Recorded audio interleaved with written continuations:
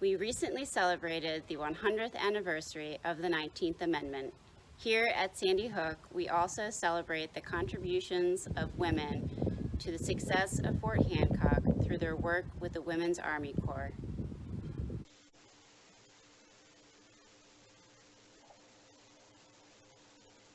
The Women's Army Auxiliary Corps was created by congressional statute in May of 1942.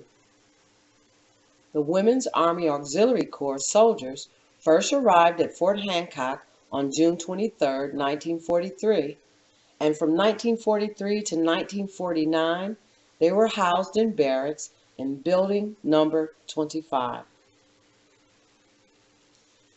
The Women's Army Auxiliary Corps, or WACS, had no Army status.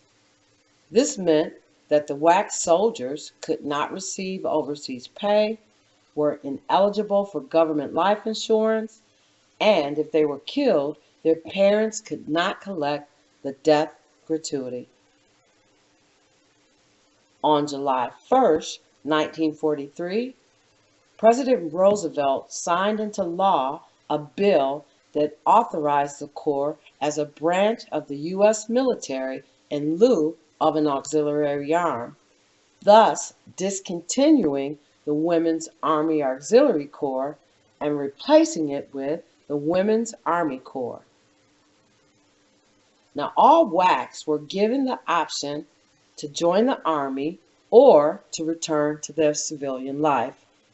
75% joined the Army, which now offered them the pay, privileges, and the protections that were afforded to men. However, this legislation was set to expire in 1948, meaning that the WACs did not have permanent Army status. In June of 1948, President Harry S. Truman signed into law the Women's Army Services Integration Act, which granted women the right to serve as permanent, regular members of the Army, Navy, Marine Corps, and the recently formed Air Force. Congress did not remove promotion restrictions on women officers until November of 1967. Full integration was not achieved until 1978, with the discontinuance of the WACs as a separate corps and the full integration of women into the Army. Women's entry into the workforce was a slow process. In the early 20th century, only 20% of women worked outside the home, and 5% of them were married.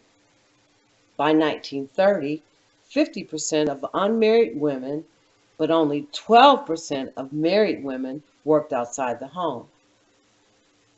By 1970, 40% of married women worked outside the home.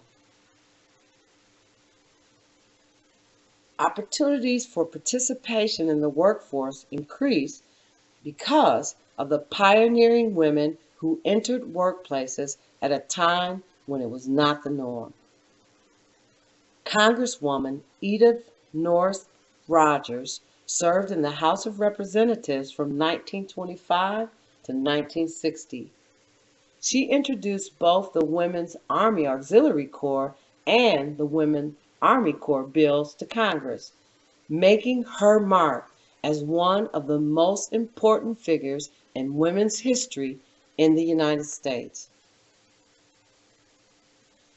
The WACs also opened up opportunities for Black women, and in 1942, the WACs was the only branch of the military to allow Black women to serve.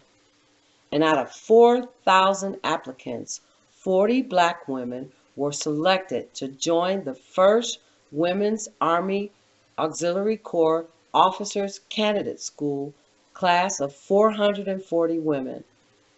Now, these women trained in segregated facilities, but they served in the same occupational specialties as white women. In November of 1942, pressure by the NAACP forced a reversal of the segregation policy applied to the officers' training.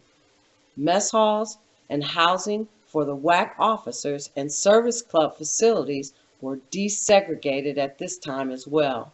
But basic training continued to be segregated, and enlisted women were assigned to segregated units in the field. Now, all the WACs here at Fort Hancock, these women served in many diverse roles, all of which were essential to World War II efforts. Women soldiers worked in the post exchange, the motor pool, the post headquarters, the library, the commissary, finance office, and the dental office, freeing up men to serve in combat overseas.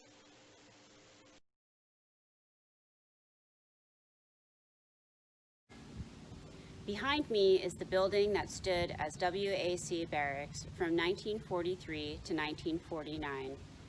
Here at Sandy Hook, we are proud of a history that includes the pioneering women soldiers of the 1940s.